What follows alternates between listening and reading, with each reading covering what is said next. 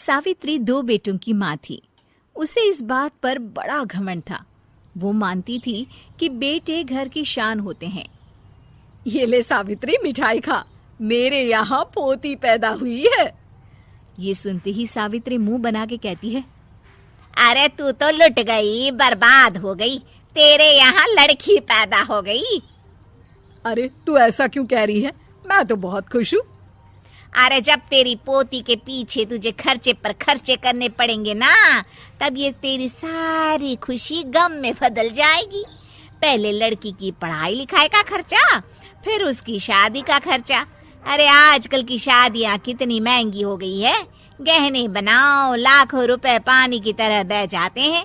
लड़कियाँ तो सिर्फ खर्चा करवाने के लिए ही पैदा होती हैं। इस तरह लड़कियों के प्रति अपने विचार व्यक्त करते हुए सावित्री ममता को लंबा चौड़ा भाषण देके चली जाती है। अब तो आप लोग इस कहानी में सावित्री देवी का पात्र अच्छी तरह समझ ही गए होंगे। कुछ समय बाद सावित्री की बड़ी बहू भी एक लड़की को जन्म देती है। फिर क्या था, सावित्री पूरा आसमान सर पर उठा लेती है। हे भगवान, ये तू मुझसे किस जन्म का बदला ले रहा है? अरे मैं तो मंदिर में रोज आकर तुझसे कहती तो थी कि मुझे एक पोता चाहिए, और तूने मुझे पोती दे दी।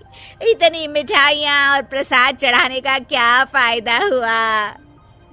तभी सावित्री की बहू निशा कहती है, क्या माँ जी, आप भी इतनी सी बात पर नाराज हो गई हैं?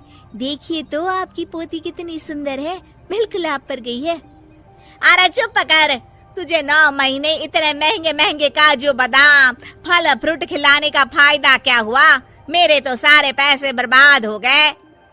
ये सुन सावित्री का बड़ा बेटा अजय कहता है, माँ, तुम सिर्फ नाम के लिए 2020 में रहती हो। असल में तुम्हारा दिमाग सैकड़ों साल पुरानी सोच रखता है।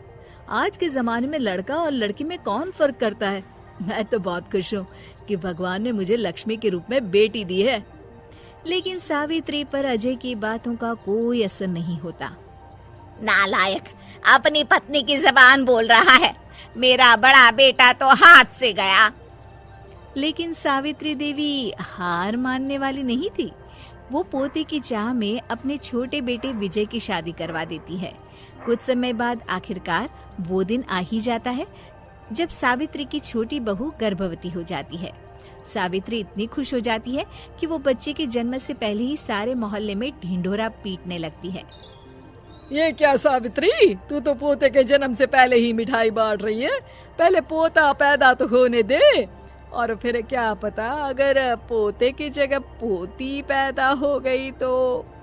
ये सुन सावित्री चिढ़ जाती है।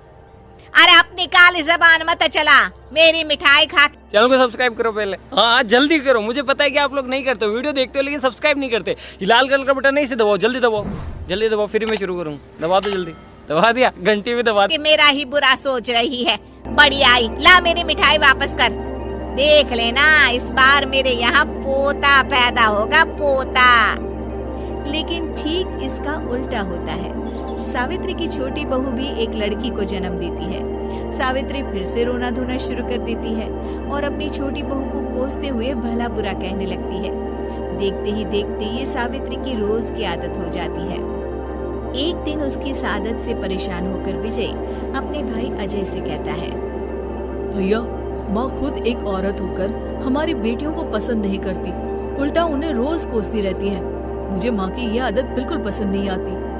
अरे तू ठीक कहता है, मैं भी अब माँ से तंग आ गया हूँ। अच्छा, तो अब तुम दोनों इस तरह पीठ पीछे मेरी बुराई भी करने लग गए हो? नहीं माँ, हम चाहते हैं कि घर में शांति बनी रहे। हमें हमारी बेटियाँ बहुत प्यारी है। मैं नहीं चाहता कि वह तुम्हारे ताने सुन सुन कर बड़ी हो, और इसीलिए हम दोनों ये घर छोड़कर चले जाएंगे। हाँ माँ, मैं भैया की बात से सहमत हूँ। जब तुम इस घर में अकेली रहोगी तब तुम्हें अपनों की कीमत का एहसास होगा। अपने दोनों बेटों के मुंह से अपनी माँ के लिए इतने कठोर शब्द सुन सावित्री भावुक और रुआंसी होकर कहती है, क्या सच में तुम दोनों मुझे इस घर में अकेली छोड़कर चले जाओगे? हाँ माँ। हाँ माँ, अब पानी सर के ऊपर जा चुका है। मैं तुम दोनों के बिना नहीं रह सकती। अपनी सास के आंसू देख अजय और विजय की पत्नी अपने पतियों से लड़ पड़ती है। अरे जिसे जाना है वो जाए, मैं माँ जी को छोड़कर कहीं नहीं जाने वाली। भाभी आप ये क्या कह रही हैं? वही जो तुम सुन रहे हो, दीदी बिल्कुल सही कह रही है। हम बेटियों के संस्कार हमें सिखाते हैं कि सास माँ समान नहीं बल्कि माँ ही होती है और उस माँ की जिंदगी भर सेवा की जाती है। बेटे अपना फर्ज भूल सकते हैं लेकिन बेटियां नहीं।